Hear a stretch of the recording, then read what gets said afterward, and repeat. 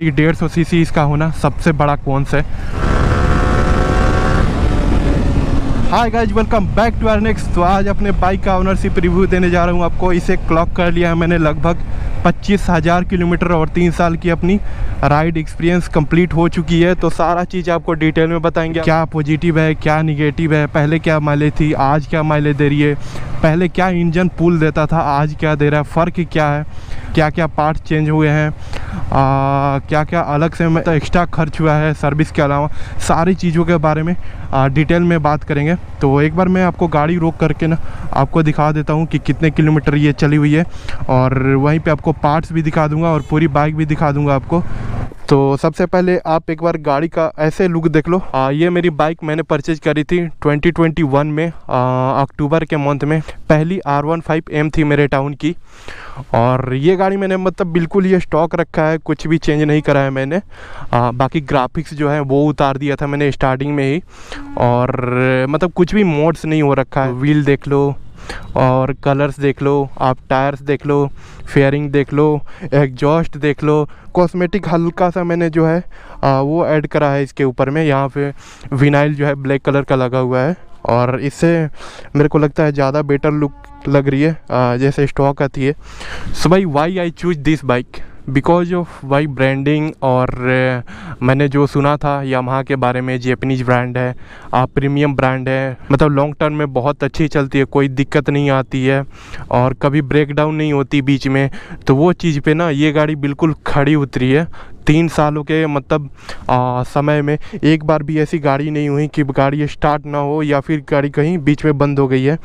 तो भाई इस बात के लिए ना भाई सैल्यूट बनता है यामाहा को। तो स्टार्ट करते हैं गाड़ी के निगेटिव से। ऐसे मैं खड़े करके अभी बता रहा हूँ तो थोड़े से मतलब पार्ट्स के बारे में ही बताऊँगा निगेटिव, और बाकी चलते वक्त बताएंगे।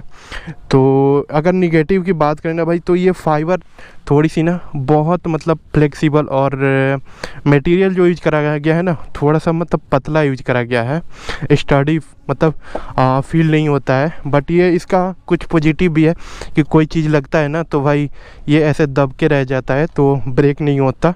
बट ये चीज़ ना ये R15 वर्जन 4 के अंदर में बहुत बेकार है। इसकी ये विंग जो है बहुत ही कमज़ोर है। अगर पिलियन आप बिठाते हो ना हल्का सा भी वेटेड वाला तो ये ब्रेक हो जाता है, और ये मैंने 1-2 बार चेंज करा चुका है भाई। तो ये नेगेटिव पार्ट्स है इसके अंदर में। फेयरिंग की बात करें तो, और यहाँ पे आप पेंट की क्वालिटी देखो। ये ऐसा नहीं है कि मैं चाबी रिंग यूज करता हूँ और इसलिए पेंट उड़ा हुआ है। स्टार्टिंग में ही इसका जो पेंट उड़ना शुरू हो गया था हैंडल के ऊपर में। यहाँ पे फुट पैक में थोड़ा सा मतलब कलर जो है वो जा रहा है भाई, निगेटिव नहीं बोल सकते इसको। 3-4 साल में थोड़े थोड़े से दिखने भी लगते हैं बाइक के एज। बाकी आप टायर्स देख लो, टायर्स 25,000 किलोमीटर चल चुके हैं, और इसमें अभी हल्के हल्के से क्रैक्स जो है वो नज़र आने शुरू हो गए हैं। बट ये अपना काम कर चुके हैं भाई, 25,000 किलोमीटर चल चुका है।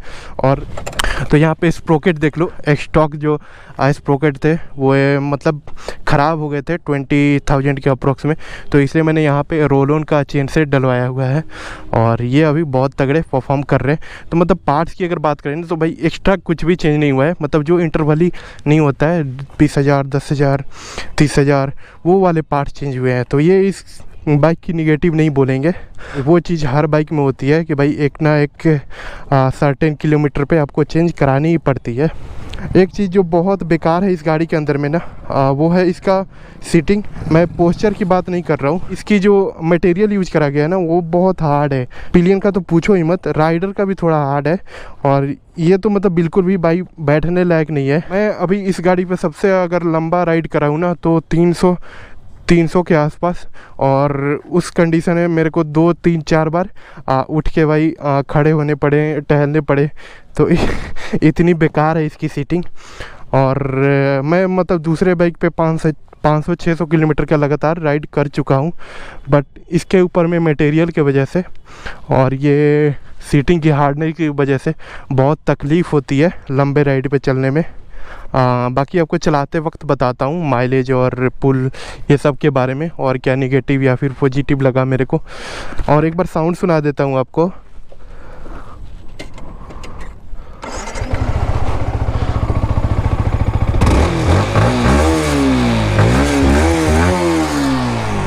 जैसे स्टार्टिंग में साउंड करती थी वैसे ही कर रही है अभी भी। और यहाँ पे आप किलोमीटर्स देख सकते हो भाई, 24,845 किलोमीटर, मतलब 25,000 किलोमीटर होने में मात्र अभी 100-150 किलोमीटर ही बाकी है। तो चलते हैं, अब चलाते हुए बात करते हैं आपसे। और अगर माइलेज की बात करें ना भाई, तो माइलेज एग्जैक्टली सेम है जैसे पहले दिया करती थी। मैंने लास्ट टाइम पे चेक भी करा हुआ था, 50 किलोमीटर पर लीटर की 80, 100, 110 के स्पीड पे इसने माइलेज निकाला था। तो माइलेज में कोई इशू नहीं है। आप गाड़ी अगर अच्छे से मेंटेन करके रखोगे तो माइलेज जो है आपकी कभी भी गिरेगी नहीं।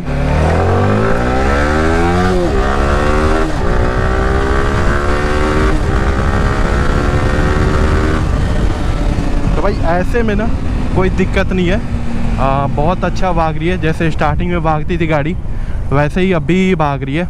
अगर आप ऐसे सोलो चलोगे तो कोई दिक्कत नहीं है, बट अगर आपने पिलियन बिठा रखा है ना तो भाई आपको लगेगा भाई मैं क्या ही बाइक चला रहा हूँ, मतलब पुल करती ही नहीं है बाइक, बहुत स्ट्रगल करती है। और उस पॉइंट पे लगता है ना कि भाई 150 सीसी इसका होना सबसे बड़ा कौन सा फील होता है भाई कि टॉर्क की कमी क्या होती है। मात्र 14 Nm का टॉर्क मिलता है इसके अंदर में। तो उस पोजीशन पे बाकी आप अगर ऐसे सोलो चलते हो या फिर हल्के हल्के वेट के बंदों लेके चलते हो दो, तो उस केस में कोई दिक्कत नहीं आती है, ठीक है। पॉजिटिव की अगर बात करें गाड़ी की, तो भाई इसकी सर्विस, पार्ट्स अवेलेबिलिटी और इसकी मेंटेनेंस कॉस्ट बहुत ही अच्छी है। मतलब 1000 रुपीज़ में ना आपकी इसकी सर्विसिंग करा लोगे। और डिस्क पैड की अगर बात करूं तो डिस्क पैड अगले वाले की कॉस्ट करती है लगभग 300 साढ़े 300, और वो बहुत ज़्यादा चलती है, लगभग 10,000 20,000 किलोमीटर चल जाती है। और पीछे वाला कॉस्टली आता है 1000 रुपीज़ के अप्रॉक्स में आता है, और वो भाई लास्टिंग भी नहीं करता, मतलब मुश्किल से 5,000 किलोमीटर चल जाए वो भी बहुत है। अभी थोड़ा सा मतलब मेरे को लग रहा है कि भाई इसका जो क्लच प्लेट है ना 10 to 25% मेरे को कमी लग रही है उसके अंदर में, क्योंकि जो स्टार्टिंग के 10,000 to 15,000 किलोमीटर से वो बहुत ज़्यादा रफ मैंने यूज करा था इस बाइक को। तो उस कंडीशन में मेरे को लगता है कि भाई थोड़ा सा जो क्लच प्लेट है वो उसके अंदर कोई दिक्कत होगी थोड़ी सी, बट ऐसा अभी भी मतलब उतना फील नहीं हो रहा है। बहुत सही भागती है गाड़ी अभी भी।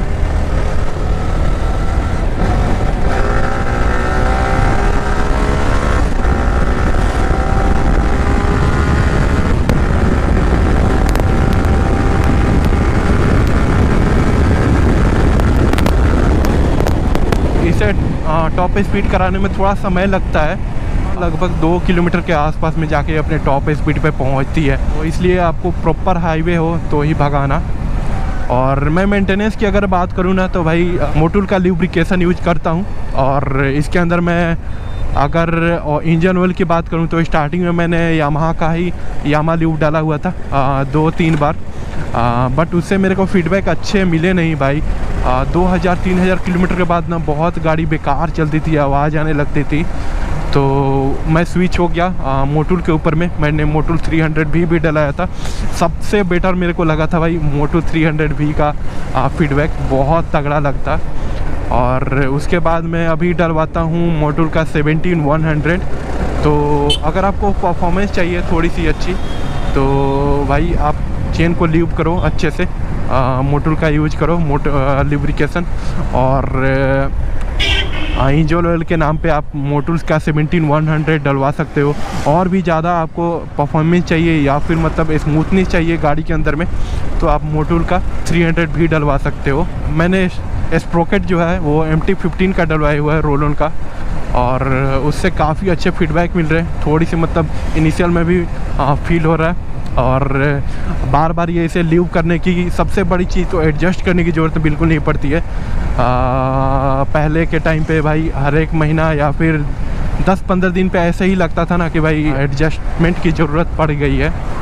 आप बिल्कुल बाय कर सकते हो आज के डेट में, अगले किसी भी डेट में। इसका वर्जन 5 आता है, 6 आता है, और पावर आउटपुट अगर वही रहेगा तो फिर आपको सोचना पड़ेगा कि आपको इनिशियल चाहिए या फिर टॉप एंड चाहिए। तो वैसे तो मेरे को ज़्यादा टॉप एंड का ज़रूरत पड़ता नहीं है, क्योंकि भाई ये रोड का कंडीशन देखो आप, इस रोड पे मैं क्या ही टॉप स्पीड अचीव कर सकता हूँ 2 लेन पे। और मेरे आसपास में कोई सा भी ऐसे रोड नहीं है 100 किलोमीटर के एरिया में 4 लेन प्रॉपर जहाँ पे मैं भगा सकूँ। तो इस वजह से इनिशियल की ही ज़रूरत पड़ती है अब मेरे को, उतना टॉप एंड का ज़रूरत नहीं पड़ता। फिर भी मतलब अभी तो काम चलाने लायक है इसका इनिशियल, बट आगे नीड पड़ेगी ज़रूर। तो भाई डेफिनेटली आप इस बाइक को कंसीडर कर सकते हो, और ये अभी तक मेरे हर सिचुएशन में काम आई है। एक बेटर फाल्कन की तरह, मुझे कहीं भी जाना हो इंस्टेंटली जाना हो, और क्या बोलते हैं कम पैसों में जाना हो, तो ये बाइक परफेक्ट चॉइस है आपके और मेरे लिए।